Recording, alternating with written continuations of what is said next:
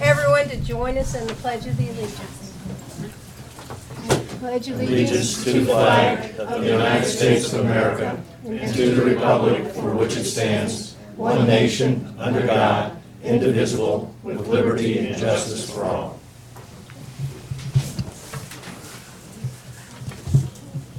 Good afternoon. If any of you have a phone device, I'd ask that you turn it to silent or turn it off. And if anybody wants to address the board, there's forms in the back to fill out. And gentlemen, which one of you is collecting those today? Chris has them.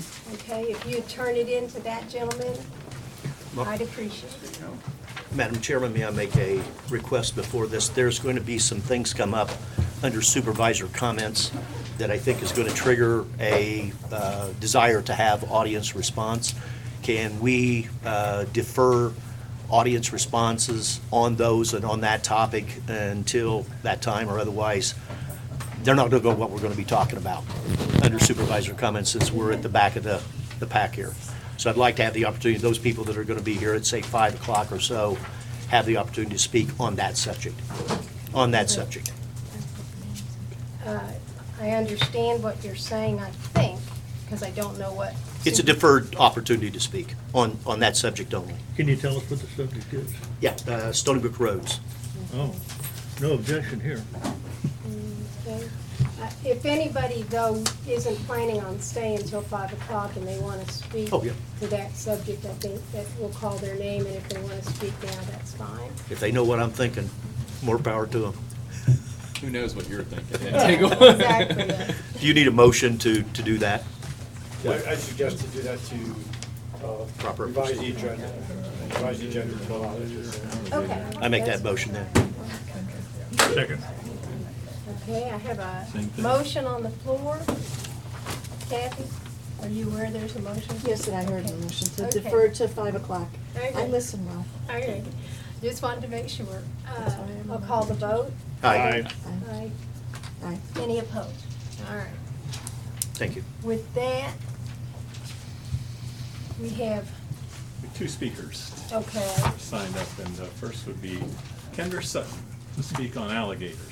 Talking I about saw snakes, your now we go to picture. alligators. Right? Lions, tigers. In Florida, it's just gators. Right. Good afternoon, Kendra Sutton. I am in Cypress Point at 12450 Eagle Point Circle, and I am our HOA president. There's also a couple residents here, and I'm also representing one, so I'll just tie two of those into one. Thank you, because I know GSD's been contacted, and we have an alligator that's really posing a lot of problems. I grew up in Clewiston.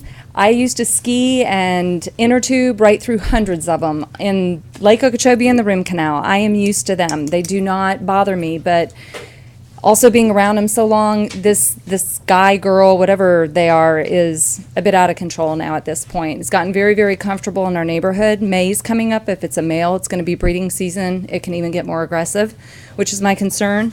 It's also grown quite a bit if it is the same one, because we've had others and no big deal. But this one of the residents is here. It's laying in her backyard. It's laying in her backyard. And then the Veiths that I'm also representing, they have a 5-year-old. And unfortunately, yesterday morning, my cat got out of the house and took off running. And I was running after the cat, and in trying to get him, never even saw the alligator, and he was laying now up between two houses. Luckily enough, about 20 feet before I ran right over the top of him, he saw me and whipped around and went into the water, but then again only went about 10, 15 feet, turned around and just stared at me. There was no, so I'm just asking today that when it is considered for the target harvest, that in this particular situation, if we could at least consider that before something unfortunate happens. Question for the speaker. Sure. Kendra, I've read the agenda Yes, sir. item. In fact, I've read it several times, and I don't understand precisely what the targeted harvest area does that a simple call Yeah. to Fish and Wildlife won't produced. Can you Yes, help? sir. So last July was the first call that we placed to the alligator hotline. There is a designated hotline for the state of Florida. It does tie into FWC. We now have, unfortunately, a sheet about this long of assignment case numbers to our community of residents that have called, and every time they call, it's assigned a case number. So this has been, yeah, so this has been going on since July. The first time they actually started sending somebody out was about 6 weeks ago, when we had videos, we had pictures that it was becoming more just not swimming in the lake and laying across the bank kind of thing.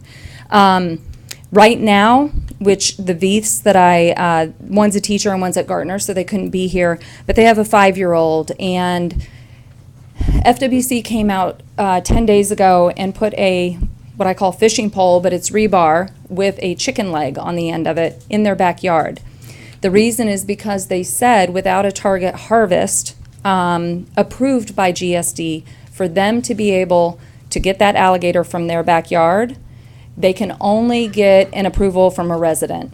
So because they were the resident that it keeps laying in their backyard and they gave them approval, that's right now where the fishing pole is. And we have videos of it. The alligator just swims by it. It doesn't even faze him. Like it's not something he's interested in. So at this point, that's when FWC said there are various methods that can be done, traps, different things, and of course we won't go into the list that gets worse, and you would hope it never gets there. But in order for them to do any of that, they were explaining to us they need GSD's approval because those lakes belong to the district and are serviced by the district. Okay. So that's where all this has kind of finally come to, that we had to contact you all. This is interesting because we have the same issue over at Gateway, and the only thing we ask the residents to do is to contact our property manager, verify that it is an aggressive alligator, and after we can confirm that from a couple of residents, we go the route that Bill was talking about, and we haven't had a problem. So and we've never been asked to get CDD support. So See, something must have changed here just That's recently. interesting because our property management company is very, very involved in this. They are actually the ones that usually place the calls for us most of the time, and they are the ones that actually had to contact GSD. Don Redding has been working back and forth with Elle, and I believe even sent April correspondence when all this started transpiring, because FWC came back and said, oh no, we need this and we need that, and their email address is called SNAP, the State Nuisance Alligator Protection something or other. So now I'm on all these correspondence, and it's going higher and higher up the food chain as I see the emails coming. This morning was no longer a supervisor, it was the program manager. And the breakdown was in communication with the trapper. But again, she wrote back and said, we apologize that the trapper's not been in communication with your property management company, but at this point, we're waiting for it to be presented to your district to allow it to be designated a target harvest. And she sent me a copy of the letter that said, Ave Maria had to do the same thing, Lely Resort, there were like 6 communities listed that have had to do the same thing. Well, that's one of the problems we had, is that once they had an assignment at the trapper, because we're gated. Yes. And we've had problems where people come in, hey, I'm a trapper, I'm licensed, and they con you. We'd like to know it ahead of time, and that's the only problem we've really had is the communication back, that once they assign it to somebody, we know who it is so that we can then tell the guards and they let them in. Yeah. But we just haven't had that problem, so something must have changed recently. And we do have an assigned trapper with an assigned case number. He is the one that's not been responding or corresponding. He showed up a couple times, and then they've called a couple times, and he's never come out. So the one that came and put the pole in was actually FWC.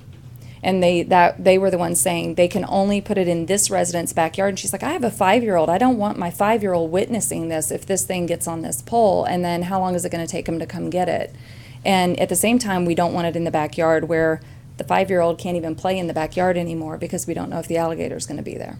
Yeah, and I know, my old neighborhood, Kendra Pinecrest, is really close, and we'd have some of the same issues. And I was on the board for probably 7+ years, and I was authorized, along with our property manager, to call and report nuisance alligators. And I would work directly after we call and report. Tracy Hansen would be the trapper, Yep. and he would come out, and if the alligator wasn't there, a lot of times there's some behavior Yeah. that you can document.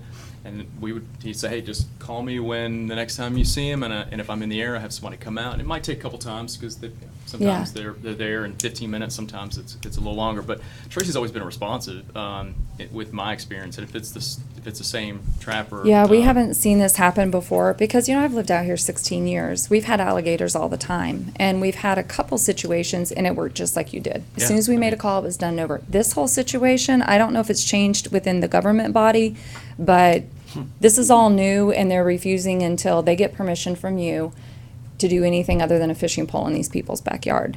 And he's just moving in closer and closer. That's my concern. It's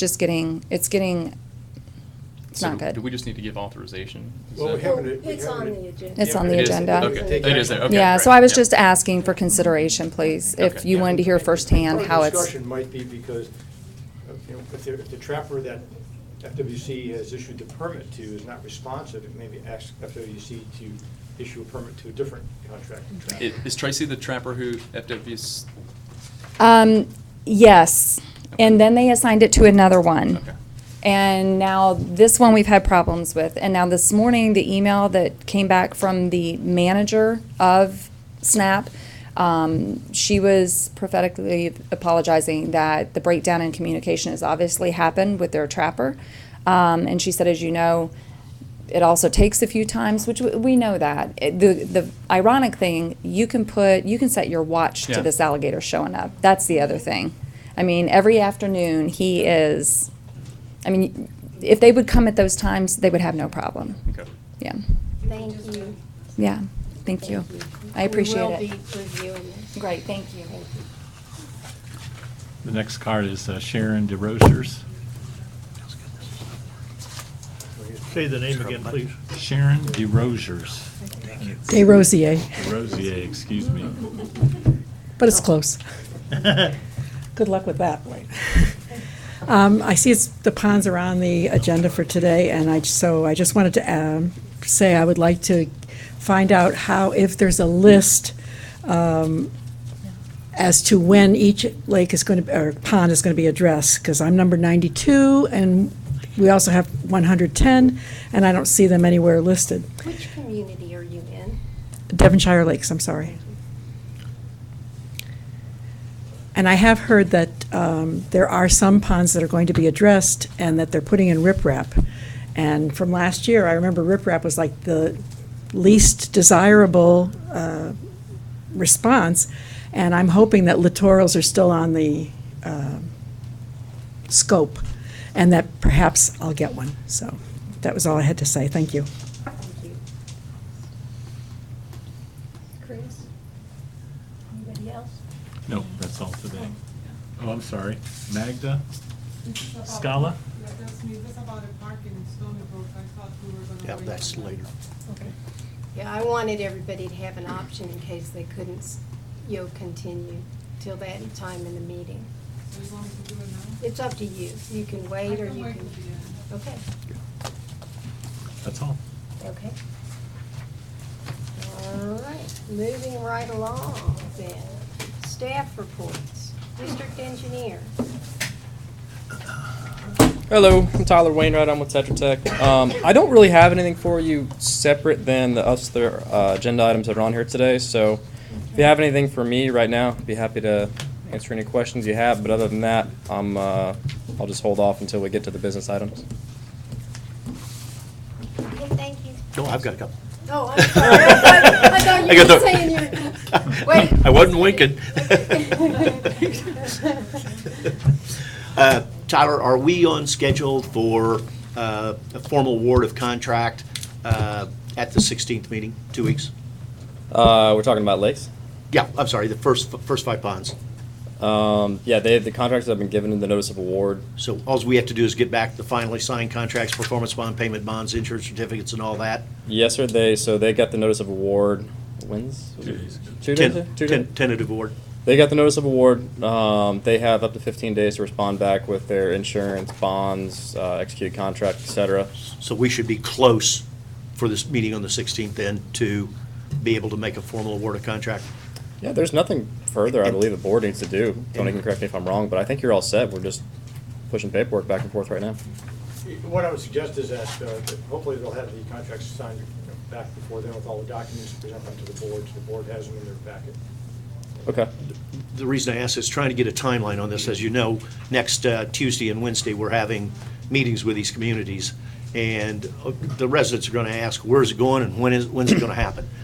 We can answer the where's it going, but I don't think we can answer when it's going to happen. Right now, my guess would be that if we meet on the 16th, we can't issue, as I understand it, we cannot issue a notice to proceed until those, what I call post-contract documents have been approved by SRF or DEP. Correct. Then we can issue a notice to proceed. What does that normally take? 7 to 10 days? Well, all the post-bid documents have been sent to SRF, and I expect that we're going to receive official approval from them within the next few days, so. So when they're actually signed and come in, we shouldn't have to wait another 7 to 10 days for them to look at the actually signed documents. We could go ahead and issue an immediate notice to proceed on all 5?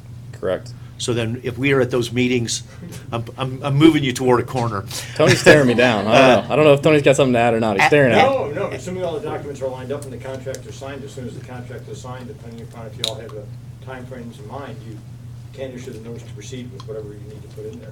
I'm looking at telling the people the Oh, I'm third. sorry. Thank you. The third or fourth week Thanks, Doug. of March could be a time that these guys start mobilizing. Yes, sir. I mean, they could start as early as, I suppose, in the next week. I mean, I don't know if they officially need to wait until the next board meeting, but yeah, third week of March, I would say yes. Okay.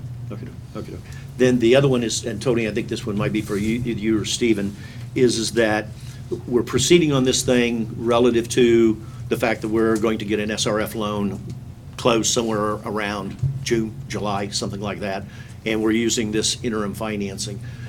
Concurrent with that, we're doing this bond validation process, of which I am not very familiar at all and still don't even understand why it exists.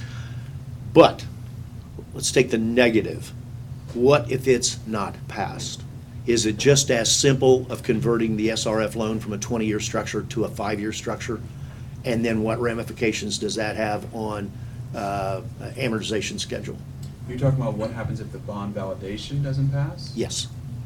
Tony, what? Well, I think in the conversations we had with DEP, they were amenable to a shorter amortization and payoff and maturity period, if necessary, for 5 years. Then do we have an amendment to our schedule? Because that's. Amortization schedule, yes. That would, in our payment, because right now you've got budgeted about $400,000, which I'm assuming is a 2% for 20 years plus a 15% reserve coverage. Correct. We have plenty at that standpoint. We would probably have to convert the bridge loan. That would probably be my first thing that I would do if we start having that issue, is to convert it to it. Because they were willing to do, 5-10 years themselves. I'm just trying to bring up things that I hate people to come back and tell me, well, if you knew that, why didn't you bring that up as an issue? And so I wanted to have that public. We'd have multiple options of converting, but we would either bridge loan, get it converted to 5 years, or more than likely to stay revolving loan. Okay. The other one was Pond 106, as we talked. Got some residents in our community that 106 was one. And keep in mind that when those ponds were done, in defense of Tyler, Tetra Tech, and everybody else, this was experimental. We didn't know what we were really getting into. So we did 104 one way, and it was very experimental in that we got a contractor that wasn't cooperative when we had to replace him. But 106, 107, 108 were done different. And our issue is 6, 7, and 8 had stone. 6 did not. 6 had a sand surface with the thought that we were going to go in and put in littorals.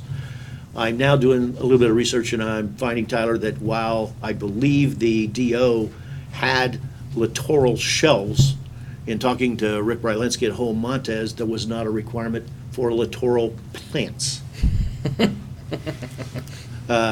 Makes this complicated. The whole issue is that we're having some pretty serious erosion over there on that pond, and we're going to have to do something. The issue is, what we do, put down 3 inches of the bottom material and basically flatten it out over the top of the Armamax. And right now, when we had that good gully washer a couple of weeks ago, it gully washed. and we have some pretty significant erosion issues. Is it all the way around, or is it just around the end? Each side has it, each side has it. And the residents are saying this is, of course, they look at the other two ponds and say, we like that. Yeah. And they would like to have the stone back. Tyler's gotten a price, and we're looking at about $27,000 to have Extreme come back in and put stone on that pond. I'm all for the idea of the littorals, of trying it, but I don't know what that, or how that will fly, because it certainly goes against our pond standards of putting littorals on a residential, on the residential sides of ponds. We could put them on the golf course side and see how that works, but put stone on the other side and then have that as a history of how we proceed.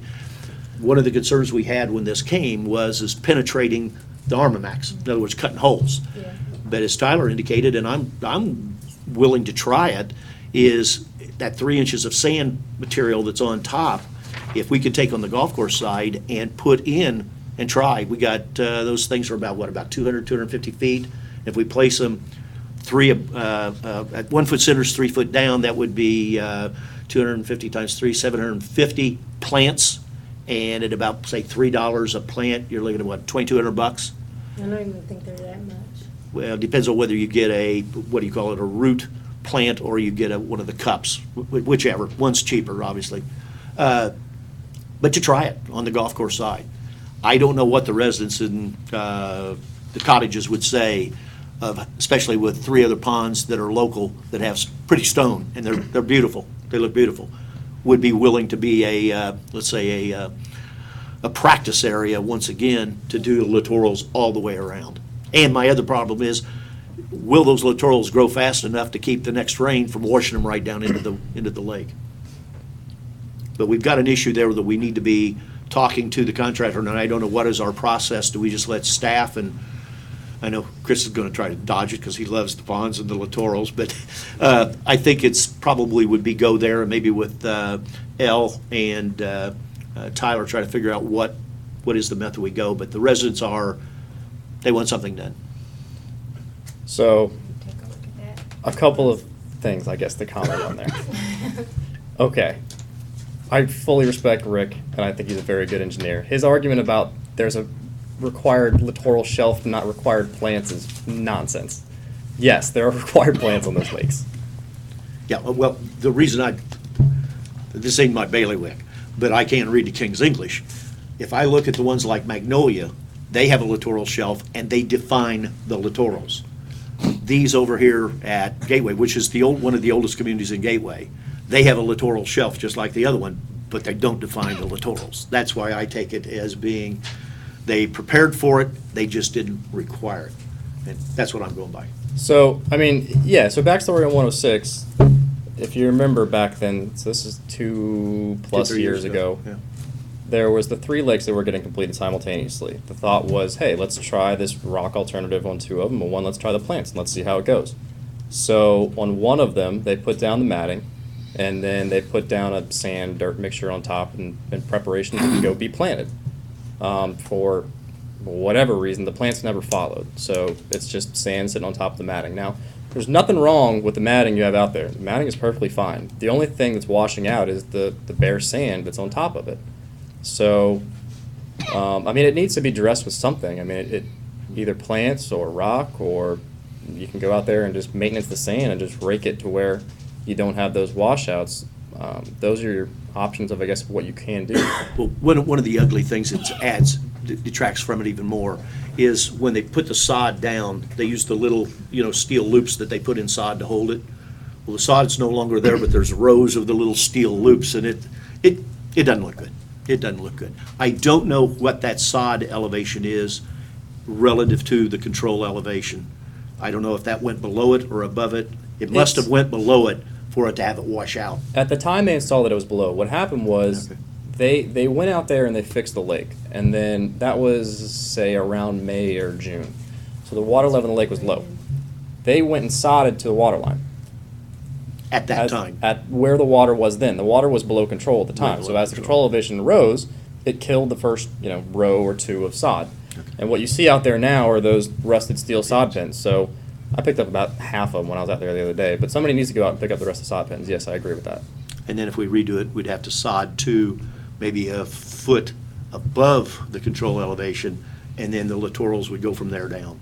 I don't think you need to touch the sod where it's at right now. I mean, But it's close. the sod's It's close. the sod's living because it's above control. I mean, floor tam ain't gonna grow down the water, so I think you don't have to touch the sod. I mean, if your option is to go and plant it, then plant the part where the sand is. Can you bring back some options and let us know what you recommend and how much we're looking at to do it? I can absolutely do that. Yes, ma'am. I can tell you that Ed asked, hey, can you go get a quote to do the rock? We did that. It was either 25 or 26,000. One of those two. And for the plants, I want to say Gateway received a quote on the plants originally back then. I don't know. I can't tell you what happened. We why might the want plants to didn't involve happen, L but in this procedure. I'm pretty sure we got a quote on plants originally. So yeah, we can bring that back at the next meeting. Yeah, I'd like to have that be an agenda item so that we get all the information we need. Yes, ma'am. We Thank can do you. that. Anything else? No. Anybody? District Council. Yes, a few items. Madam Chairman, based upon the fact that we have not yet engaged the services of someone to perform the assessment methodology, AJC and Associates, I understand from Stephen, Alice is unable to do it, so Stephen contacted Russ Wire of another firm in Naples. He used to work with Hank Fishkind. Russ is very capable, and I've known Russ for over 30 years. He's issued a proposal, and so item 7 will be continued until the next board meeting. What's the dollar value of that? Okay. It was $7,500 to retain Mr. Wire. Why can't we just do that internally? Why do we need a board action on that if it's under $10,000? Oh, no, I'm just giving it, I'm just advising as to why the item should be continued. And I don't know if the board needs to give authorization for Stephen to engage I him. was going to say, we know we're doing it. Yeah. Let's do it. We're prepared to proceed. We've already started providing the information because of this short timeline. But if we need a motion to authorize Chris to entertain a signed agreement with them, I'll make that motion. I don't just believe in delaying this stuff. This is ridiculous. Yeah, I don't know. Get if it going, light the candle. You can if you wish. I don't think you need to, because what we're going to do when this resolution comes back to you, we're going to clean up the prior resolution authorizing retaining AJC to ratify the board's action, or staff's action on Mr. Wire. Anything else we need to do, we'll ask for ratification. Really, just- We'll just proceed, and we'll get a ratification by the board. Okay. Another item, Time out. Yes, sir. We have a motion on the floor, I think. Has Nobody- it been disposed nobody of? seconded. I don't think there was a second. Wasn't a second. I don't think there was a second. Well, I We had might second it if you're going to tell us we need it or. No, you do not need it, sir. In my opinion, you don't need the motion. The Pelican Reserve Traffic Control Jurisdiction Agreement is scheduled before the City Council next Monday, on the consent agenda. I have copies I can hand out just of the agenda and the agenda item, and hopefully it'll pass immediately with the consent agenda after the proclamations, and that's next Monday. The Pelican Reserve Operation and Maintenance Agreement was signed and fully executed, and we have copies to hand out to the board members so you can keep them in your files. And the website's looking sharp, by the way, the new website, and I'm sure April, on top of all the other items she will be putting on there, will put that agreement up there, but it looks pretty good. I was checking it out today. Last week, before the Lee County Commission, administrative agenda item on approving the conveyance of the roads was approved by the County Commission, and John Ferdima will corral all the various cats of all the parties in the next couple of weeks to sit around the table and make sure we have all the sets of updated, complete documents necessary to effectuate the deeds from WCI to Lee County and from the district to Lee County, the surveys, title commitments, and everything else. Then we will finalize all those and then attach the exhibits as necessary to the interlocal agreement. So that'll be hopefully wrapped up in the next 3 weeks to a month or so. Must have been why the champagne I wasn't was here gonna today. say the Where's the champagne- champagne today? Yeah, so we're, it's 99.9. It's always that .01 that's always the killer. And I talked to the title company on our end. They've already updated it, and so we'll be in pretty good shape. And the surveyor's been asked to update the survey. And part of that too, Chris sent a notice to PMI, I believe, on some of the district roadway segments for which there was an issue of a failing segment, and Chris notified them they need to stand up to the warranty they provided. So, and we'll take care of that. On the bridge loan, with regards to the Center State Bank, had a flurry of correspondence, I think the last 2 days. Stephen has filled my inbox, and we have the term sheet approved, and I will be issuing an opinion letter. We'll get one from bond counsel also, and then the bank will release all the loan documents with the anticipated approval and signing and execution of the loan documents on March 16th. That's what we're shooting for, the March 16th meeting. And on the WCI to Gateway Roads, we're reviewing the comments made by Nicole Schwartz from WCI to my comments on the status of the title, but my understanding is she's no longer with WCI Lennar. Last week at the County Commission meeting, I saw Neil Montgomery and asked her if she understood the organizational structure of WCI Lennar, and she indicated they were still trying to get their arms around it. So I asked about various attorneys who I had worked with in the past, and Nicole Schwartz, who was an in-house counsel, is no longer with WCI, as well as a couple of others. They decided to go more to outside counsel, I understand it. So we will be reviewing the comments. We'll find out who we need to respond to after we finalize our review. For Tony and Stephen both, I don't know who it falls under, but somebody made a request as to where we stand. We've got 5 under our belt. We have 8 to go on ponds for Phase 1 to be completed.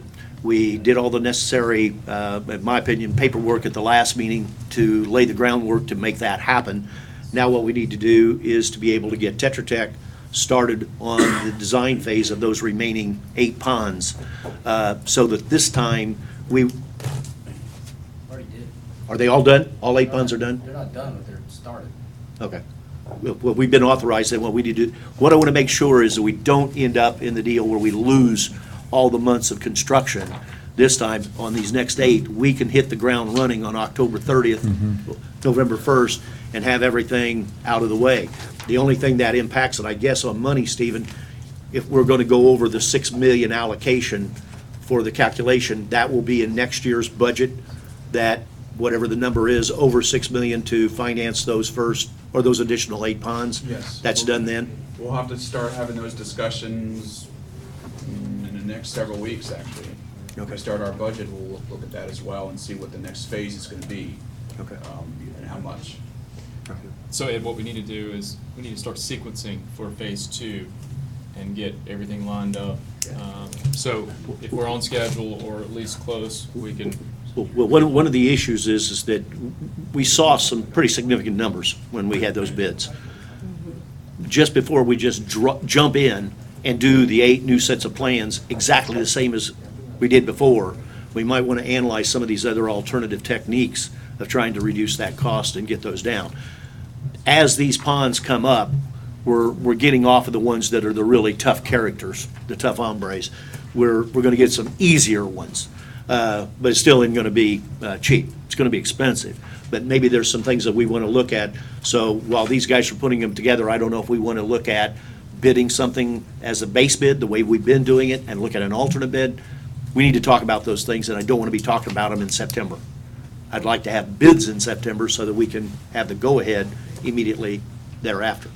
Which then raises the last thing is, what do we need to do, Danny, in the way of topping $6 million? Do we have to get on the list for the July meeting to go over $6 million? We need to be doing that then. Not to go over the 6 million, but you'll have to, before you can go to construction, you'll have to have it. So, yeah, we'll need to get on there. Now, I'm not sure when that meeting is going to be, because they just announced they're going to have a May meeting, which doesn't help us really at all. Because we only have approval, as I understand it, up to $6 million. Yeah, but the dollar amount is critical. I mean, it's what was in the facilities plan is the project. So they understand that costs, vary and costs change. So I'm not as concerned about the actual dollars. I just don't want us to miss a deadline if we have a deadline. What we would want to do is, and we can do that before May, is revise the request for inclusion. But the next step would be to complete the bid documents, get them to SRF, get their blessing to bid them, then that would go on their next public hearing. And so we're not sure, we're just projecting it would be July or August, but they kind of threw a little wrench in that by announcing that they were going to have a May 10th public hearing, and we won't, there's no way we'll meet that.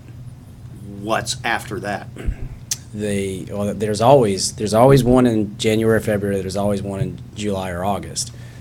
But after that, there may be one in November. We want to hit that July or August. That's Yeah. what we want to hit. Yeah, otherwise we're back to doing work in January again. Right, but We'll we'll lose those touch months. base with them and make sure. I just found out today that they were having a May public hearing, so Okay.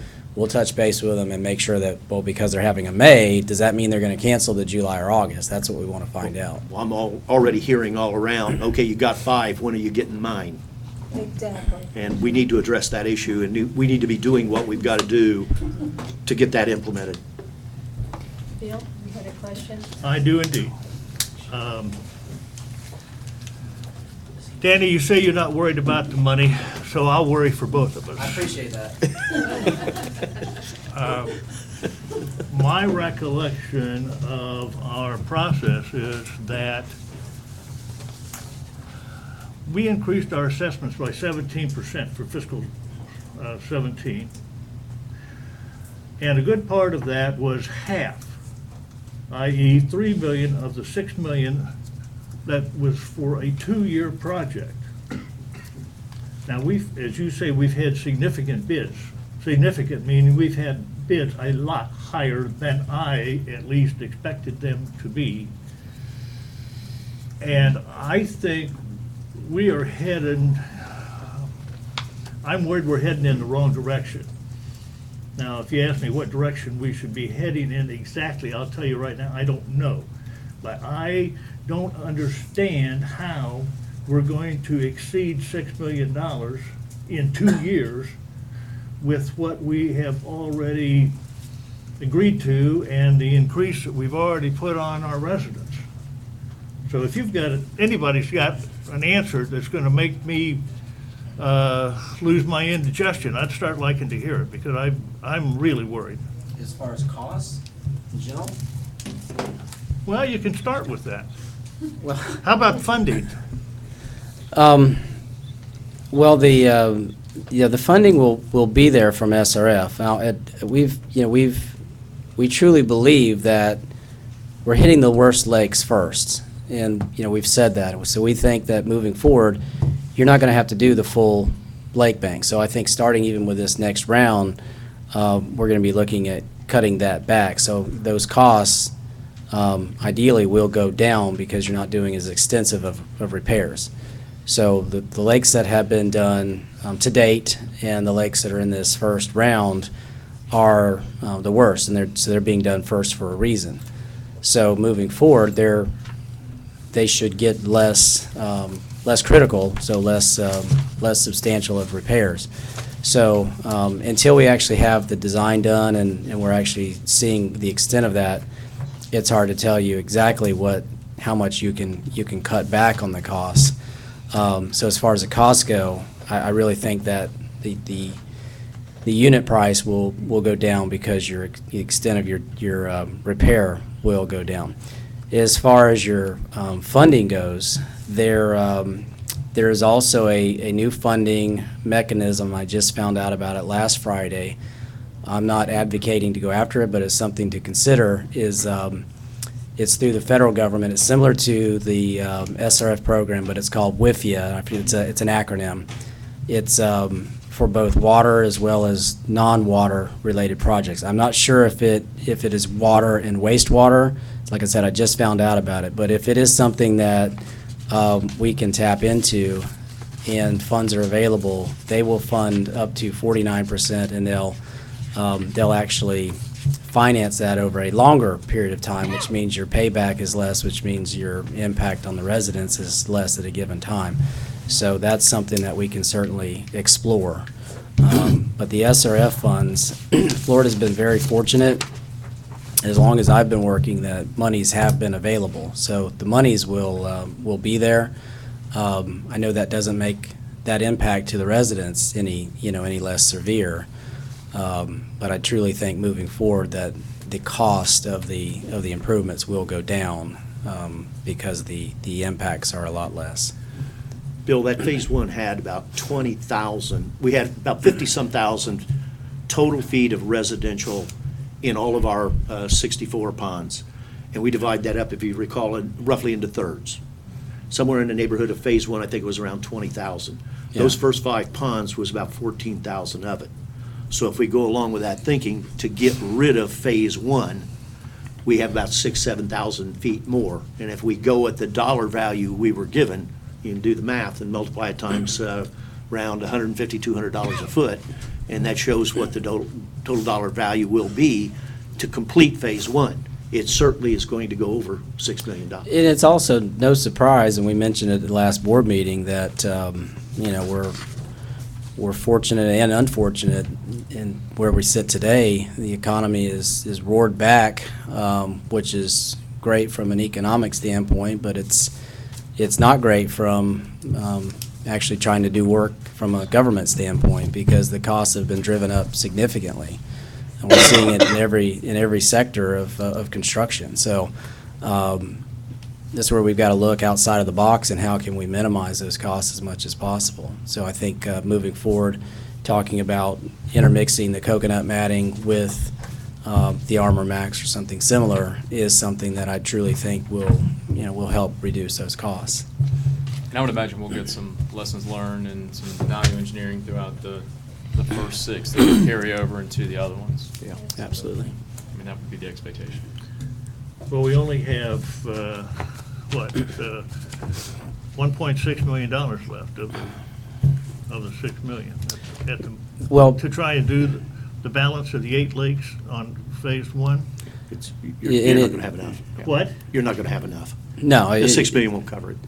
Well, I think that's Bill's point. Yeah. I'm glad that you and I agree on that. But just saying that it's not going to be enough does not give me any kind of a roadmap as to how we proceed, because we have increased our assessments a whale of a lot to get where we are right now, and we're not at all where we thought we were going to be. And so there's going to be some rub points in the next few months. This is a result of kicking a can down the road for 26 years. Well, you're absolutely right, but we're lucky enough to be able to stop it. But it's going to cost us. And I don't think we can stop it because we're being told to do it by the state. So I don't think we can stop it. Stop the can. Well, stop kicking the can, yeah. What we got to do is try to figure out a way to control the price of the can. That's the problem. Well, what we'll do is, as we mentioned, we're already in the design for actually the rest of this first phase. So we'll actually proceed to a point where we can give better estimates, where we can cut those items out and reduce the full Armor Max to intermittent coconut matting or something similar. And we can, at least using the costs that we have on this most recent bid, we can give you an idea of where that will be moving forward. So I don't think we can bring that back at the next meeting, but we can certainly bring that up in the near future. And that'll kind of give you an idea of where we sit. And then the board can make decisions on how you want to proceed. And part of that being modifying your request for funding to the state. And if you want to increase that dollar amount, essentially the first step in that is that request for inclusion form that we've mentioned many times. And we've submitted that 2 or 3 times. It's a form we'll just resurrect it, revise it, and increase that dollar amount if that's what the board, chooses to do. But you're all right. I mean, you're not going to obviously get out of it. The can has been kicked, I think, as far as it can be kicked, or you're going to be forced to be able to do this from the state. So, but we can certainly bring that cost estimate back based on what we have and a more simplified design for the less stringent areas. I mean, ultimately, Bill, what it's going to come down to is whatever that overage cost is, when we figure that out, we're going to have to make a decision on how we are going to fund it, whether it's, spend reduction, additional funding. I mean, I think to your point is, that's what you're getting to. That's where If I'm we're heading. going to have an overage, we got to figure out We've got what that to- overage is and how we're going to proceed. Absolutely. Yeah. Okay. Mr. Nelson? Yes, ma'am. So we'll say maybe by the first meeting in April, you'll come back, so we'll have some kind of thought of how much over 6 million this is gonna go? Yeah, I think the first meeting in April is feasible. Okay, all right, thank you. Thank you, Danny. Madam Chair, I had just one more item. It's not on the agenda, Okay. and I don't know how the board wants to handle it. I think you all received copies of the marked up response, I'll call it, from the Girl Scouts to the offer. And then I printed out, I made my comments in those little balloons, you'll see, and then printed that out. And again, I don't know if the board wants to, when they have a recess, the board members read it and we discuss it later, and I don't know what April was envisioning, but that is an item that you may want to take up today at a later point. That's all. Madam Chairperson, Yes, sir. Go right ahead. at the last board meeting, I tried to make the distinction that we do not need to borrow any money in order to proceed on this Girl Scout. Now, I've looked at the budget numbers again since the last meeting, and I continue to believe that. Unless there's some hidden agenda that I can't spot, I think that we ought to remove any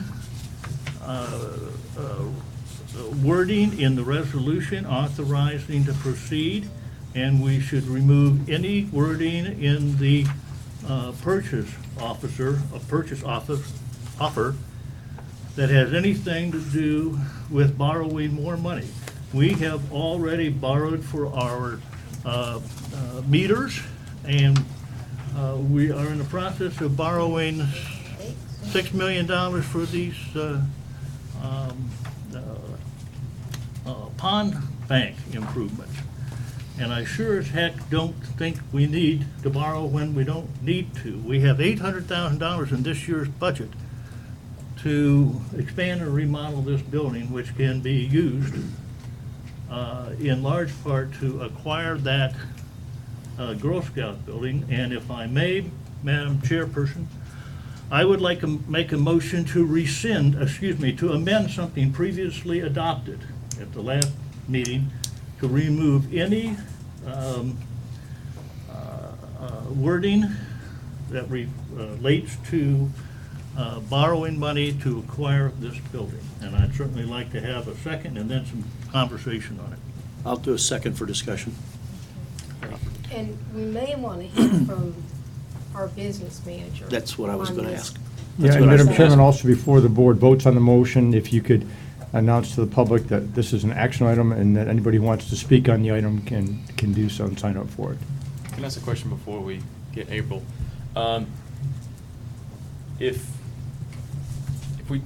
we proceed as is, and the contract is approved at that time, don't we have the ability to determine how we're going to proceed with the financing, whether we pay cash or we decide to borrow? I mean, that's...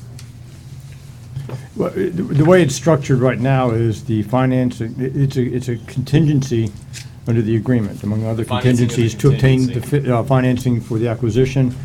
And just depending upon the results of the inspections, that if we believe renovations are needed and we still want to proceed, that it's also contingent upon obtaining financing for the monies necessary to engage in renovations approved by the board. The board could make a determination that the contract offer would be the $350, not have any financing contingency for anything, still keep the 60-day due diligence. And if we're not happy for any reason at the end of that due diligence period or just before, cancel it and get the money back. I mean, that's one way to do that. And if the board wishes to borrow money not tied per se to that building, Right.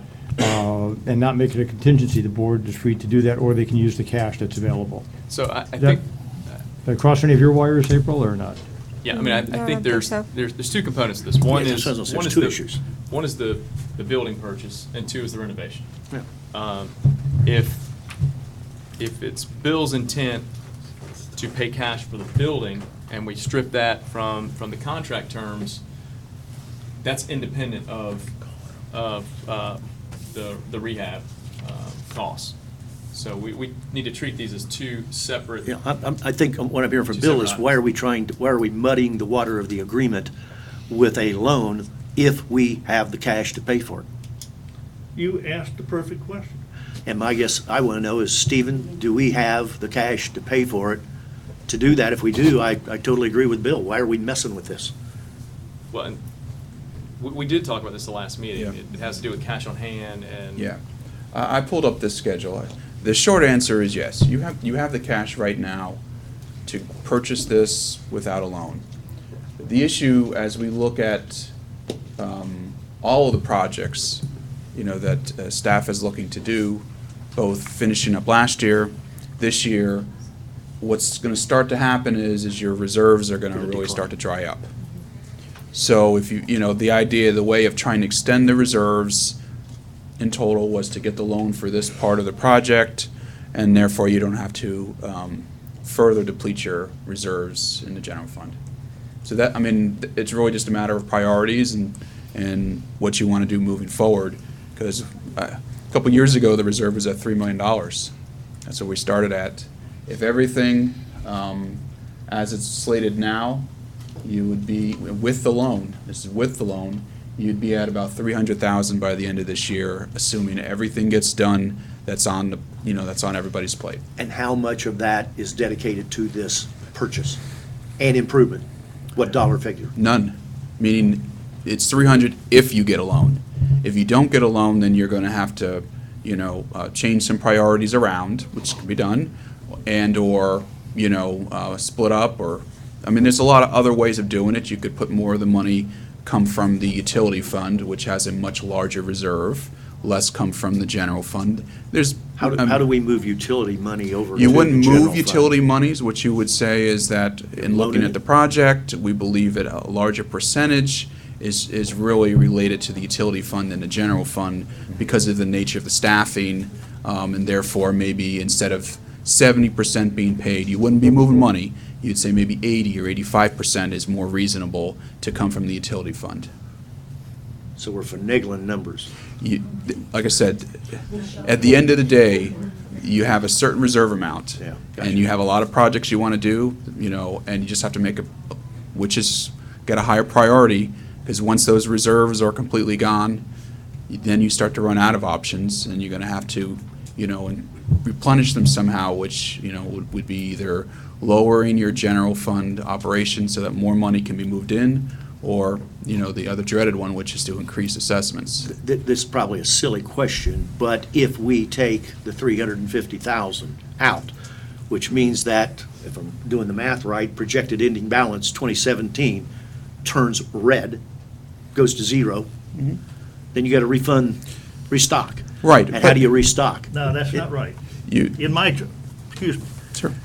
In my judgment, and I certainly would like for you to correct me if you think I'm wrong, doesn't make any difference, because if we have a loan out, our ending balance is going to be negatively impacted by that loan. That'd be the P&I. Huh? It doesn't make any difference. So what you're telling us is, although we budgeted and set the assessments for this year for $800,000 to enlarge and remodel this building, we can go ahead and acquire that Girl Scout building and do a lot of remodeling here, not enlargement, but remodeling, and some remodeling over there, and be where we expected to be at the end of this fiscal year. Don't forget, we are halfway through this year now, and my recollection of the way we operate is we have all these grandiose plans at the beginning of the fiscal year, and we end up only doing half of them or less. Well, my point, Bill, is that, and I thought I asked the question and Steve answered it, but you're hearing a different answer. Do we have any money whatsoever in this budget right now that was for or in the amount of around $800,000 to do something? Correct. Yes. It was So then split between two if we took funds. 350 of that, then 350 is in here then. Correct. But what I'm saying is that there are other projects you know, and when we get to the budget amendments, you will see them that are being added to this fiscal year. And therefore, again, it becomes a matter of priorities. That's the hidden agenda. The hidden agenda is you're using the Girl Scout building and trying to get a loan on it to pay for other things that aren't in the budget so far, and frankly, I object to that. Man, that sounds like Washington. Yeah. But my point is, if there is 878,000 or whatever the number was, 800 put into the budget, and that 329 balance is inclusive of that, It's inclusive of that. then the 350 seems to me, and Bill, I would, I guess, agree with you, that it's a moot point. Well, and this third to last line there says additional budgeted spending for fiscal year 217. That's to your point. That's additional money that was not budgeted that is being brought in front of you looking for approval. Okay, that, we haven't approved that yet, and we certainly don't need to muck up the purchase agreement on the Girl Scout building in order to finance that. That's a separate, those are separate items and shouldn't be considered part of this. Okay, so we're saying that we could take of the 800,000, 350, pay the cash for the building or whatever the number is. And then we still have the decision to make of how we want to pay the other 400,000 to do the renovations. We can either do that again out of the remainder of the 800,000, or we can borrow for that, either or. But that's down. Or we can do part of it and wait until this fiscal year and do some. Or combinations. Okay, I got you. And I think that leads into a much larger discussion, which is around our capital project budgeting process, which we've added, or at least tentatively added, items to 2017, but we haven't aligned those with our total 2017 ask or our budgeted along with the priorities. So this is something that we have to do quarterly moving forward, and I think April might even have been either working on a plan. When we have these cases where there's additional items that have come up that we didn't plan for last year, they're adding to our 2017 budget. We're going to have to go through and approve those. But what we don't do is look at our 2017 approved priorities, look at any new priorities, and align those. Because when you have something new that comes in, normally you'd say, okay, is it a priority? Yes, it's a must-do if we determine it's a must-do. Do we have funding for it? Yeah, if we do, yes, it's a quick add to 2017. If it's a priority and we don't have budgeting, then we got to figure it out. And that's the process that we don't do on a regular basis that we have to start doing, or else we end up in these situations where we're saying, hey, we need to borrow for the Girl Scout building, even though we budgeted it, because it's going to deplete our reserves based on the other stuff that we've added on to it. That's a process that we have to change. Well, that line item of 520 indicates in the footnote 3, assumes office building renovation relocation. So I'm assuming that 350 of that isn't going to happen if we pay cash. So it's only going to leave 170 there.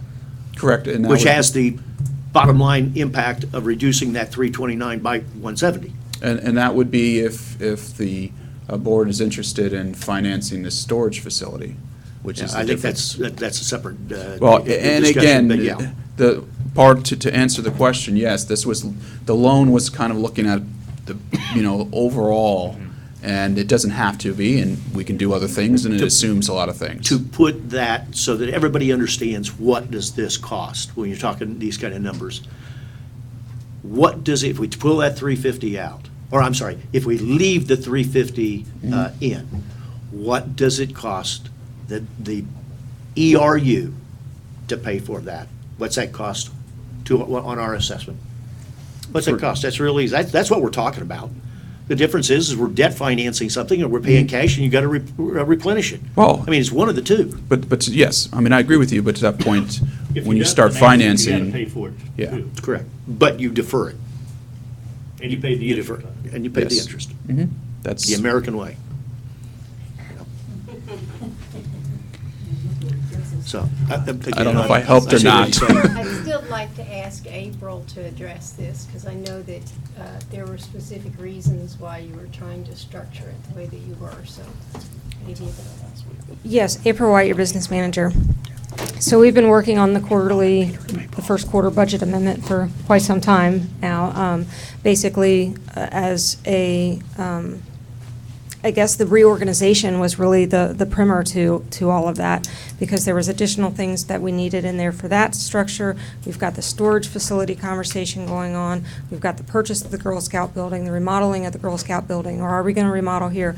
So basically what we did, and what's being presented to you with the budget amendment, is that reprioritization. And that's where Stephen and myself, when we had the conversation, that we're presenting it as borrowing enough to include everything that we have reprioritized in that budget amendment. It has been my general philosophy is that on long-term assets, you typically borrow and not use your reserves, especially when we're depleting to that level. And at the rate that we're moving with the ponds and the uncertainty and everything else that's going on behind the scenes that we can't seem to keep up with, we thought that that was the smarter way to do it, is just borrow. We can definitely take that budget amendment back and reprioritize it and take some of those things out. And I think that's what Stephen is trying to convey, is that to make those decisions, we have to give up something.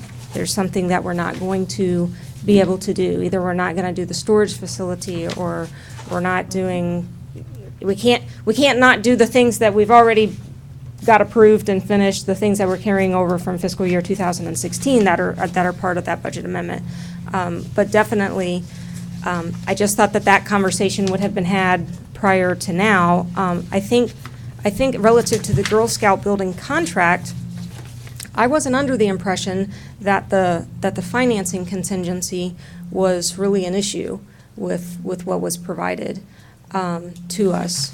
I think if you want to recap what the primary issues were, is the as-is.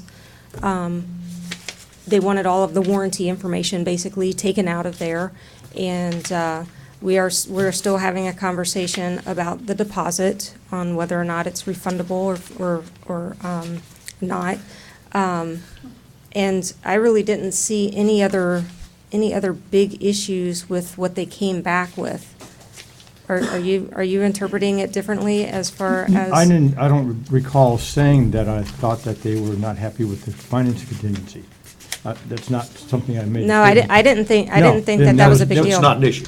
No, that. Sure looked like it was to me. Not Does from to my understanding, not necessarily from the seller's perspective. I didn't understand that to be. There were a number of other issues that, with regards to the focus, the key focus was they wanted to be as is, where is. That's how I've read most of the comments. They did not want to make any warranties, representations as to the condition, even if to the best of their knowledge. Madam Chairperson, we are muddling up the motion that has a second.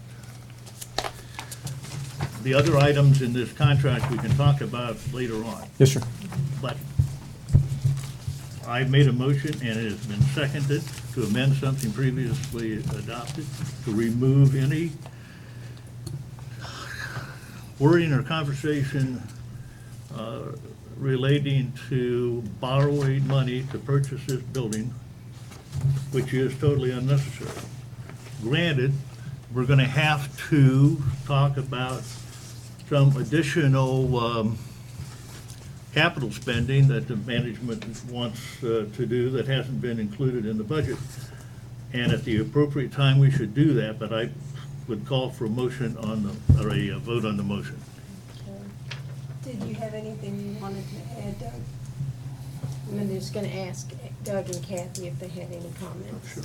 No, I mean, the only thing that I would say is I absolutely understand where Bill's coming from in, paying cash, at least for the purchase of the building, because we had that money allocated. But I do also see the approach where we would borrow to potentially keep our cash on hand at a level where it gives us a little bit of a cushion, or keeping that reserves in place.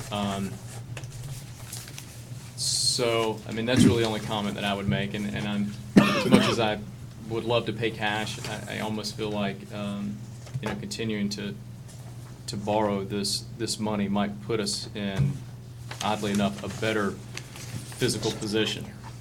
Kathy, did you have anything? I'm totally against purchasing this What- Girl Scout building. what's that? I'm totally against purchasing the Girl Scout building. I Yeah. don't think it makes any difference. Madam Chair, we do have one speaker request on this issue. Okay. That's Kendra Sutton. Just a quick question. Kendra Sutton, 12450 Eagle Point Circle. And I apologize in advance. I'm kind of behind the 8 ball because I haven't been to meetings working and flying back and forth with my father. But I am aware the Girl Scout building is being considered. One thing that was mentioned to me, and so I just want to hear from the horse's mouth versus rumor of very concerned residents, is that it was heard that the storage building and facilities are going to, the park is going to be taken out, and that's going to become storage area and facility. And in my nightmare of hearing this and them coming to me is, I've driven back behind this building, and I'm like, that's what it's going to look like in front of our community now. So that's why I wanted to address this and just take a moment and hear it from the horse's mouth as to if that does transpire, what is the intention, so that they will hear it from somebody that they come to, and I can tell them I got it straight from the board. That wasn't the location we were considering making a storage unit. It actually was behind the dog park out here. Okay. That's where the storage area might go. Mhm. That'll be another discussion that we have. And I believe that that building was going to be used strictly for business. Administrative. Yeah. Because that's the other one I heard, is that, and what about the park being taken out? That the basketball court was going to be moved and all that's going to be taken out after all this controversy we've had over the basketball court? To my knowledge, we haven't considered that at all. Okay. All right. So I'm going to tell them that's the latest and greatest, and I heard it from the horse's mouth. It's not rumor. Thank you. Thank you, Linda. Tony, do I need to ask you something? No, I think that's already been announced. Anybody wants to come up and speak, and one person has taken that opportunity, and I think the board, if they're ready to act, can act. I just have one question for Tony. In this contract, if we leave the financing in, but we decide when the time comes to sign the contract that we don't want to finance it, we just want to pay cash, there's nothing precluding us from doing that. Is that correct? Well, I think you need to make a decision. It's a decision point now. Okay. Because That's what I wanted. if we're going to go through the process of, they haven't technically countered because they did not send a signed document in. They just sent back their, I'll call it expressions of what they found unacceptable.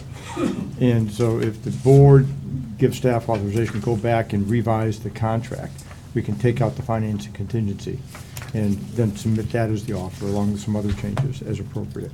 Okay. I will call the question then. Aye. Aye. No? Aye.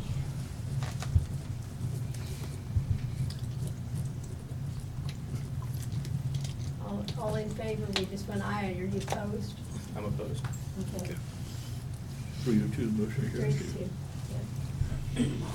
It passes through to you? And again, this is only to take out that out of the current contract. That's all this was. Yeah, there are no financing contingencies at all, either for the acquisition or renovation. Okay. Okay. So I would assume that Still have this time. contract is then going to have to come back to us, it's going to have to be. Yes. Well, the thing that bothered me with that is that I just got it, but I don't know about the rest of you, but I never got the first one. I was You didn't kind get the one on your computer a couple hours ago with the balloons on it? Yeah, I got that one, but I didn't get the very first one. My deal was that, to me, unless something is earth-shaking here, staff and Tony handle this. I thought we pretty well did what we needed to do. Well, the only thing, We're dotting i's and crossing t's now. Madam Chairperson, Go right if I ahead. may. You may. The only thing I saw in there that was earth-shaking was that the seller did not want to agree to a refundable deposit. Yeah, and again, that's, initially, I think, as April mentioned, back, I think in June, July of last year, she was recommending either a $15,000 refundable or $2,000 non-refundable deposit as a process. That's one issue. There are a number of timing issues that were in there, which they put timeframes, they shortened timeframes that I thought were not appropriate and unrealistic, not recognizing that if there has to be a certain action taken by the board, we have to have a public meeting. You can't do things in 5 days or 10 days necessarily. So those can be worked out, I think, once they understand it. I'm not sure if the seller fully understands or appreciates the timing issues dealing with a governmental body that has to operate in the sunshine. What does trouble me, though, are them not wanting to make certain representations as to the best of their knowledge of the condition of the property. And if the board's comfortable just saying, we'll sign the contract, give us 60 days, we'll tear that place apart, we want to make sure we don't have to upgrade it due to Lee County requirements, those kind of items. And on the 59th day, you can say yay, nay, for any reason whatsoever. We can trim it back down if that's the board's desire. Once again, recognizing there are certain times and time constraints in there, I think they need to be more accommodating to the district. Do you have any comments, Tony, to the as-is strike? Once again, that's ultimately a board decision whether you want to require it that way or not. That's the way it is. You know, I think their argument is, and April can maybe tell you better if she had conversations with the broker, their argument is you've got a 60-day look-see. On 59th day, you can bail for any reason or no reason. So you're taking it as is, where is, you know. Thank you. And Thank as you, is. Madam Chairperson. Ladies and gentlemen of the board, my very distinct recollection is that when you are buying and selling residential property, at least, I'm not sure about commercial, that's why we need to have a lawyer, that the seller is obligated to Disclose? Disclose is the word I'm looking for. Disclose any known defects in the property. That's federal. No, so it's a Florida court case, Johnson v. Davis, and its progeny, as they would say. And in a commercial setting, it's typically caveat emptor, buyer beware, except fraud is still not countenanced or approved. Except what? Fraud. Oh. Okay. But otherwise, it's buyer beware if it's a merchant transaction, you know, not a residential transaction. And this would, in a commercial transaction setting, it is still caveat emptor. They don't have to disclose, but they cannot engage in fraud. Girl Scouts and fraud? I'm just saying generally. So again, if the board, from a policy perspective, wishes to say they have no problem with an as-is contract subject to the 60-day to be able to go in there and make all these determinations, recognizing that inspections don't always disclose everything, because when you start to take as you know, when you remodel and renovate, you take walls out, you do this or that, you may find not necessarily bags of cash, you may find other issues. But then you're stuck with that. And this project is not that difficult. It's all above ground. We see what we got. 60 days, if we can't find it by then, we're blind in one eye and can't see out of the other. So we But deserve it. there was a little bit of contention from their side relative to the 60 days, and that's why they struck out the refundable deposit. So if there's any way, which I understand what Tony is saying relative to us bringing back to the board for any final approvals and the timing constraints, but if there's any way, now that we've eliminated the financing contingency, to shorten that, that may be something else that we just want to conversate about and be clear on what it is that management can negotiate with them, because they were a little reluctant on the 60-day period. Yeah, and I guess my understanding from an email I just saw, I think today on that, was they were uncomfortable with having that refundable but keeping it off the market for 60 days, I guess. I would say it's been on the market for, over a year now? And so I'm not that empathetic with that particular concern about keeping it off the market. So that's why I still think it needs to be refundable. I mean, that's just my take on it. If the staff feels that we can do the appropriate due diligence with the hired vendor and everything else with Lee County in 45 days, I don't know. Wouldn't go. I'd leave it at 60 days is. 60 days is, I think, reasonable. I don't think that's Okay. a problem. Kathy? May I ask the lawyer a question? Certainly. Okay, Attorney Perez, I'm confused, okay? Now, I think there's mold in that building, okay? So in their inspection, okay? And they take this building over. If there is mold in that building, who's gonna be responsible? Hopefully, it would be discovered during the 60 course days. of the due diligence, and if so, they can say, we're walking away. Okay, that's what I wanted. And if to it's know. not discovered during the course of the 60 days and later on, you may have some recourse against the contractor that you retained if it's something that he was negligent or she was negligent in not discovering. Thank you. So, is there anything more on this? Well, there are a number of other items, like I said, I don't want to go into all the gory details. Just have, but I think I understand, we have a good understanding as to, once again, certain of the timeframes I believe need to be maintained, the sequence of various items to review. I think by giving up the, removing the financing contingency, taking out the, all these, Warranty. the warranty representations, that goes a long way towards the buyer possibly being more amenable to keeping our language in other areas. And there are some changes I recommend are okay. If you saw my little balloons, I said, okay, need clarification, need direction. But there are probably about 10 items that I think will be discussion points. Needs to be refunded. Correct. But there'll be about 10 discussion points, I think. I think we've narrowed it down significantly from what you see. What motion do we need? Any? I would suggest that the motion be to authorize discussions with April and I and the chair with the seller as to The issues a discussed. contract that would take out the finance contingency, where the board's amenable to as is, maintaining the 60-day inspection period, and then we address some of the other nitty-gritty at our level, and substantially, I'll make that motion. Second. Second? Okay, any further discussion? Okay, all those in favor? Aye. Any opposed? Yeah, and the concept would be to be a proactive deal-making process, on a go-forward basis. And then just to clarify, there's an implied directive to management that we have to find $350,000 in the budget.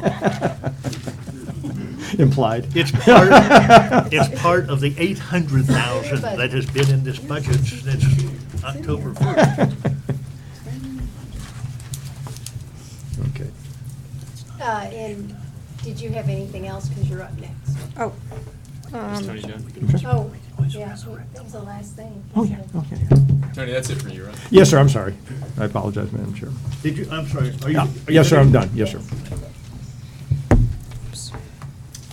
Okay, on my report, I'll take any questions, and then I do have one clarification that I wanted to update you on.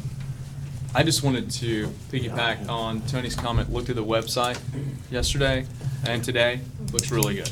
Thank you very much. Couple things that we just need to address as far as, and I don't know, is around our Documents. repository.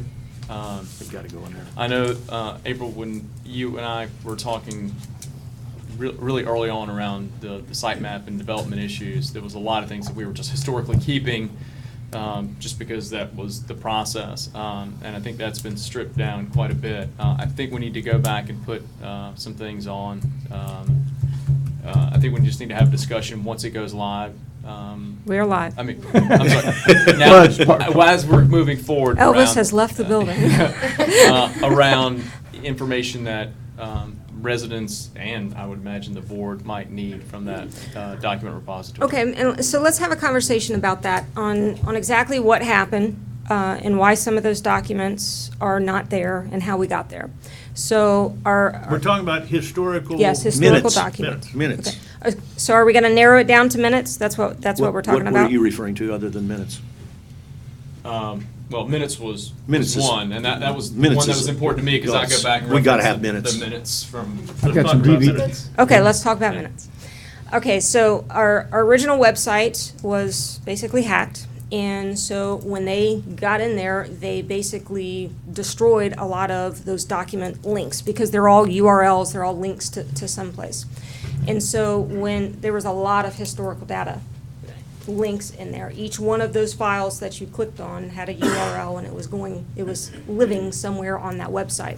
So when we initiated the new website, because there was so much to do, and because staff is basically swamped right now, what we had decided moving forward is that, okay, until we get policy, some sort of parameter on this.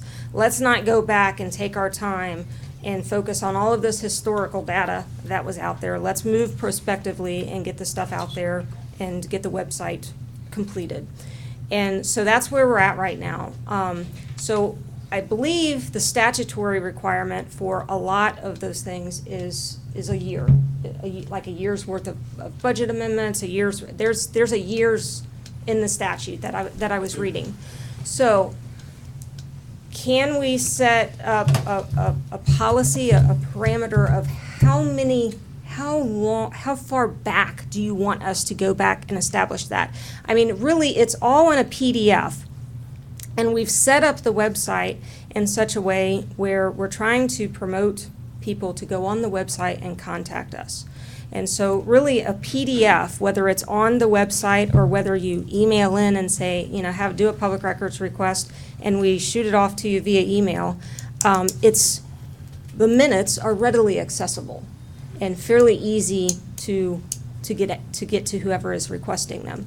So how far back would you like us to reestablish the minutes on the website? Are we talking about a year? Are we talking about 2 years? Are we talking about to 1986? 1986. I mean, we use those. I use those, and a lot of people use those. I think as you're moving forward, you ought to be trying to at least continue putting some of the historical data on until all the documents. It would really be nice if they were all readily available. So all of the minutes we want to go back and reestablish. Minutes, Okay. definitely. Before we put a big elephant on your shoulders, let's have a little bit of conversation about time and materials it's going to take to do this. I don't have any idea, except I think you've got all of that stuff on your server back here. Oh, yeah, we have all of the information. It's just time consuming to go back and reestablish it. So I would be reluctant to commit to a timeline right now of when we'll have all of the minutes back to 1986 reestablished on the website. But definitely we can go back, we can make it a point to start reestablishing them, figure out a pace on how quickly we're going to be able to get this stuff done. And then we can probably, over the next month or so, probably provide you that information as far as how long this is going to take. But it is, for everything that's out there, it has to be administered. Now, granted, we have established some security protocols. We do have, the website is being administered, it's being monitored. However, it is still on WordPress, and WordPress is like English, and everybody knows the code. And so there is an opportunity to be hacked again, and I think the links are one of the easiest things to go in and destroy. And so, we have to keep that in mind, that it could potentially happen again. We'd have to start over and go back and start reestablishing all these links just to have this stuff available on the website. You're going to find out in a second that I'm very close to the top of what I know about this business, except what I think I know is that there are plenty of cloud arrangements that will store all this stuff for you off-site. So if you get hacked again, it's a matter of next to nothing to bring it all back in. No. We have our data. We have all of the minutes on our internal server behind our firewall. Each time you go out and put one of those files on the website, you have to establish a link. You have to establish that address of where it's going to be housed for every file.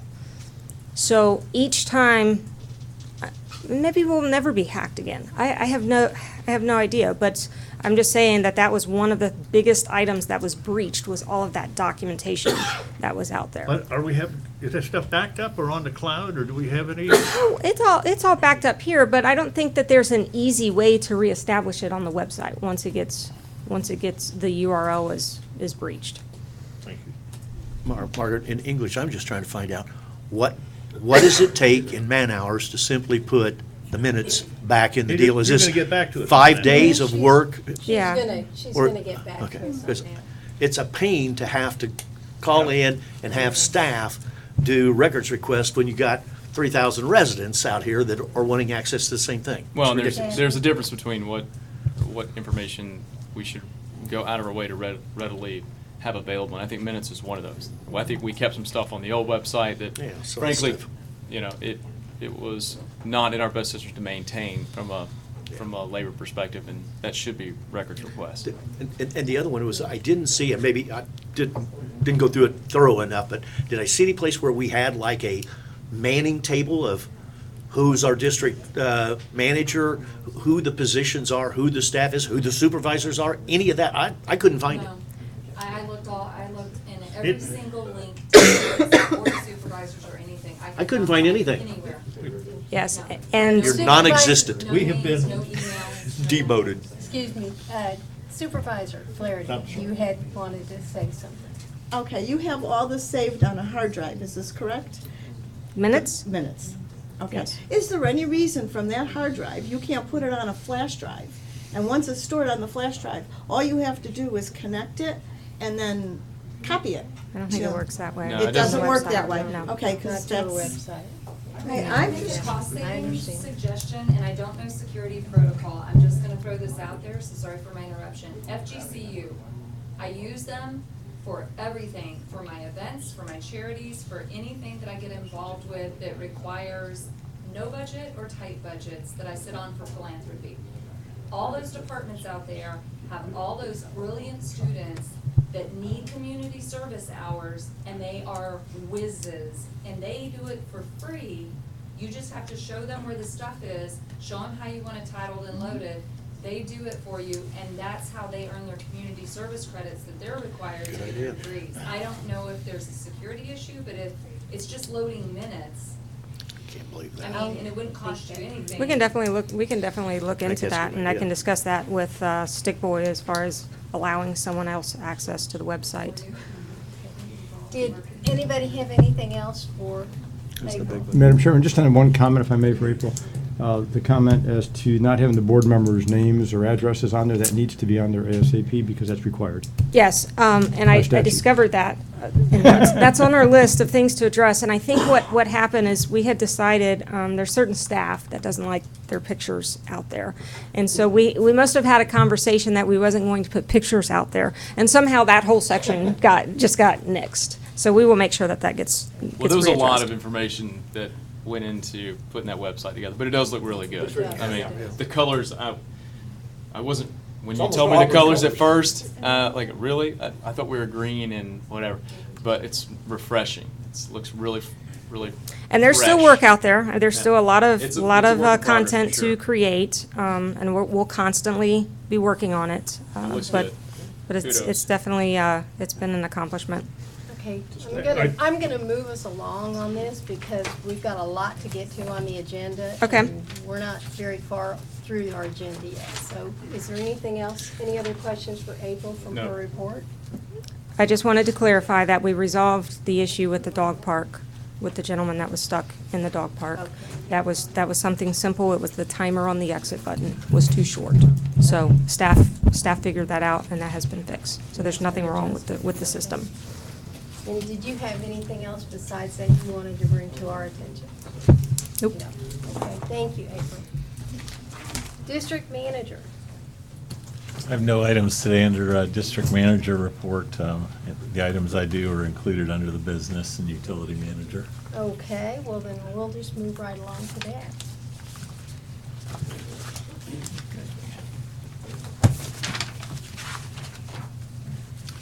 And usually stay here. Well, I'll just stay right here and put on my Utility Manager hat. Yes, we get you a hard hat to wear this time during the meeting. I left my pond hat in the back room, but I have three things today, and one of them is really just an informational item to let the supervisor knows what we're doing in the utility world, and what the staff has been working on, and it's really a follow-up from a Tetra Tech condition assessment in 2015, and pointed out the condition of some of our facilities. And one of those areas that we weren't keeping up with was valve exercising, which is required once a year just to maintain the valves in the system. And there's probably close to 800 of them out there in the community, maybe a few more if you start looking at the irrigation. But the board hired U.S. Water Services in 2015, 2016 to do that exercising on 536 valves, and they reported the condition of them.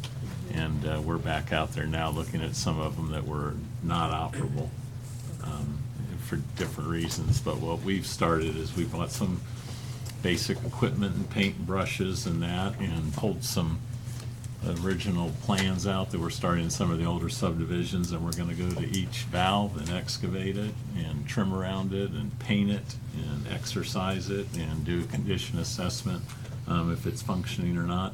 And those ones that are critical, that we're having a hard time with, we will start plugging those into the budget for next year. Okay. And we'll have an employee working on that at least 3 half-days a week dedicated to that. That sounds like a worthwhile project. Oh, I also wanted to follow up. We completed the work out on Pond 104 off Rosemont, and I just was giving a summary on the time frame and the amount of dollars that were expended out there, and everybody seems to be happy with the results. And we also had the restoration done, just had a firm come in and put the sod back in the area that we tore up between the yards. And we took a little different approach with this because the extensive landscaping, instead of tearing it all out, we just took the equipment there and looked at it and said, you know, we're gonna run these pieces over. And the homeowner said, as long as you don't touch the tree, go ahead. So, but that project is complete, and I think everyone is happy about it. And there's a photograph on there. I saw that. Looks great. Looks great. And that's something we're gonna start doing with all these projects. When we finish it up, come in and say, okay, here's the budget, here's how much we spent on it, this is what happened. Thank you. Way to do it. Thank you. Put it to bed. And then we have the nuisance alligator program. And evidently, it's been going on for quite a while out there, the problems with the alligators. I really wasn't privy to it, but Don called me and he said, hey, is there anything I can do? Talk to the game and fish people, and as Kendra said, it's kind of been getting kicked up the ladder there as more and more people are talking to them. But they do have a targeted hunting area program, and you have to be the owner, which we are, of the pond. And it's not like the SNAP where you call and make a nuisance alligator report and they come out and look specifically for that gator. You basically are, that area is a targeted area for hunting gators, and you can call them and you develop a relationship with a single hunter. And he won't go out there and put a stick up with a chicken and come back and look for it. He's gonna go out there and hunt that alligator. And my question on this, and I waited until we got to this on the agenda, was, is there any reason not to make sure that all of our ponds Well, are you could- targeted harvest areas? You gotta do it all. Yeah, You that's could what do it I'm all. thinking, instead of just these 2 communities, I think all of the ponds in Gateway should be included Yes. in this targeted harvest area. And they don't just go, okay, the pond's targeted, we're going out there. You're working with them and then letting them know you're having a problem in that area. Right. And we certainly could. It's a short application, and fill that application out and send it in and get included, get our ponds included in that program. Would you like a motion to that effect? I would. Second it. Is there a question, is there a fee associated with this or anything? No. No. No fee? Is this not associated to, so the nuisance alligator control, how was this tied in?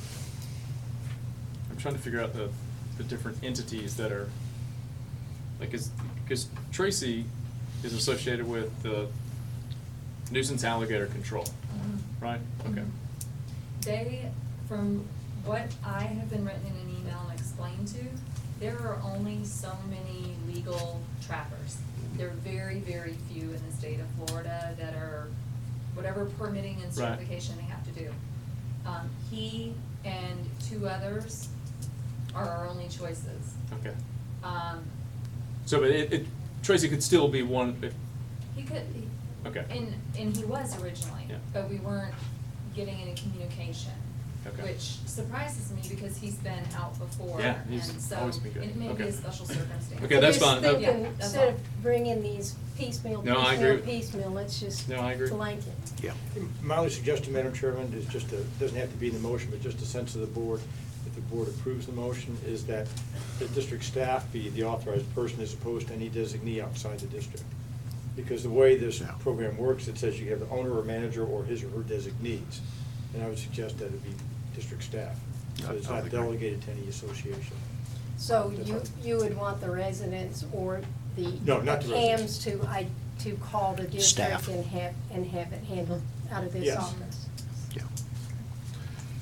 I amend the motion to include that. And I second this, too. Anything else? I'll call the vote. Aye. All in favor? Aye. Any opposed? And I will add one more thing. We've been making, She's named him Chris. They have a personal relationship. So it's about to end. We're Hopefully, about to break yeah, up. not for much longer. Chris is Yeah. going home, yeah. You need a pair of boots? Thank you. Thank you. and I did want to add, U.S. Water continues to make minimal progress installing the last of our meters, but in January, they came in with a new supervisor and said, we're going to knock this all out, and they came out in 1 week and did 6, which was more than they did in the 2 months prior, and then they disappeared for a month. So this week, I was introduced to their third new project manager, who he's going to come out and they're going to knock all this out in February, and they did do 3 meters last weekend, so So we how have many, we're getting down to what, the last 14. 14? Oh, well, Yeah, 3 so- a month, we'll get there. So he told me that in 30 days, they're gonna have the rest of them complete, so. Okay, thank you. Believe that. I save my champagne for that. Committee reports. Pelican Preserve. Anybody here from, there he is. Phil Measy, 9296 Trieste Drive, Pelican Preserve, here to represent Pelican Preserve Advisory Committee.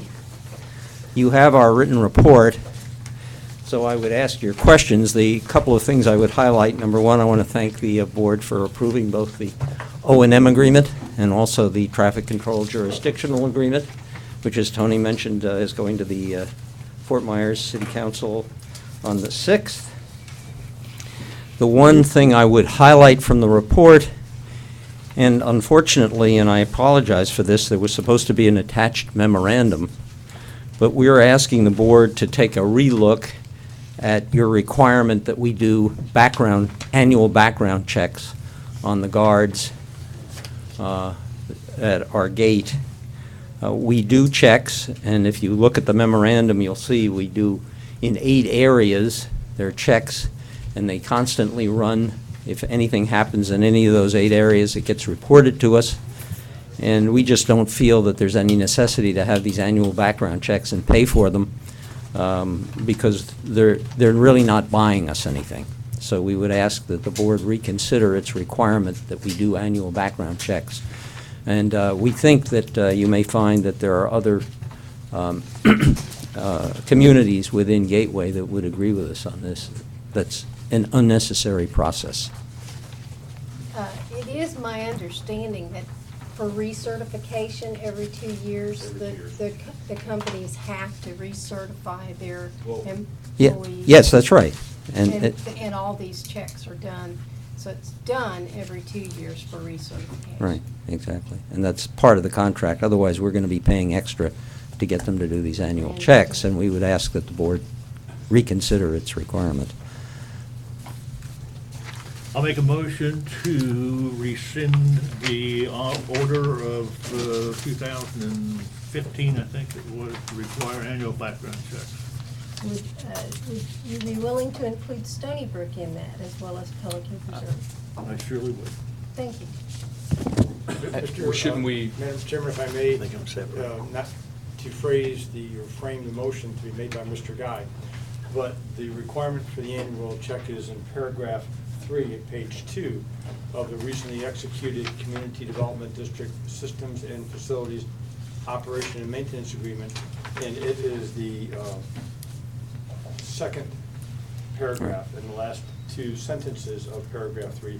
So if the motion maker wishes to ask the board, would have a motion to delete that, it would be to delete the second paragraph of paragraph 3 to authorize staff to prepare an amendment to the agreement and have the chair sign. The second paragraph of paragraph 3. Yes, of the current agreement that was just recently signed, effective as of yesterday. Yes, right. What can I tell you? So moved. Thank you, sir. Second. So that's just for Pelican Preserve. Keep- Correct, and I think the board could keep it also, as part of the simple. motion, a second motion, authorize appropriate amendment to the Stony Brook agreement, but I think that would be a separate motion. Why don't, We're doing them separate. shouldn't that just be a standard policy?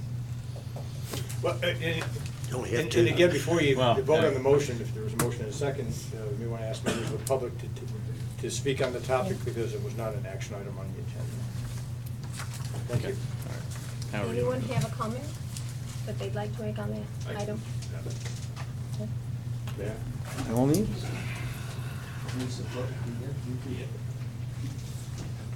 Joe McCulca, Chair of the Gateway Stony Brook Advisory Committee and a resident in Stony Brook.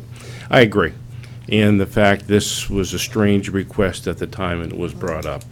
And the fact is that I'm not sure what level of background check your company does, but something to ask them. In the state of Florida, it's not required, but you're able to do an FBI background check. The individual company makes that decision, how far to go, but you should request that. In our community, they do an FBI background check. And keep in mind, background checks are only, if done on an annual basis, the only time you can take action if they're convicted. And they actually are notified. The company is notified by the state if any of their employees are both arrested or convicted. But you can't fire for somebody being arrested for obvious reasons of innocent until proven guilty. But in any case, I'm not sure why this was brought up in the first place, but I think it should go away. I'm not going to Thank you. prolong the agony by telling you why it was brought up in the first place. Let's not go there. And Madam Chairman, what you may wish to do also in the motion is that to make sure we have some criteria in there is to, as part of the amendment, authorize these items to be required as part of the check for all new hires. That's in the memorandum, I just noticed that. Make that, I think that's what the check necessary for the new hires. And Is that insert pretty that in lieu of paragraph 2 of paragraph 3 of page 2 of the agreement, I'm sorry. I'm just rereading it. Call it. Yes, sir. I just want a clarification. Is this just for Pelican Preserve? or- Yes. Okay, so, all right. Call the question. Aye. Aye. Any opposed? Thank you. Madam Chairman, I'm prepared to answer any other questions you might have about the report, the monthly report. I think you have a written report. Yeah. There are no questions? I don't- And about the minutes as well from the previous meeting. Unfortunately, in our minutes, they kind of lag in timing, so a lot of the stuff is, the water's over the dam, a lot of cases. So to speak. Yeah, yeah. So are we going to address, what do we have to do to address the Stony Brook I think contract? we authorize staff to review and bring back to the board proposed amendment to the Stony Brook agreement to remove the annual background checks and possibly insert, in consultation with the security vendor, what they do and incorporate that into the agreement. Okay, thank you. I just wanted to make sure that got. Thank you. Make sure we put that on so we don't forget it. Yeah. It's a good action item, yes. Okay. Consent agenda. Did anybody have any items from the consent agenda they wanted to pull? Ed? No. Joe? No. Kathy? No. Bill? No. Okay, then I'll take a motion to. Motion to approve consent agenda items A and B. Second. Any further comments? I'll call the question. Aye. Any opposed? All right. Business items. We want to, okay, yeah, I've had a request for a 5-minute break, and this is a good Oh, point of yes. time to do it. Yes. Don't know if I can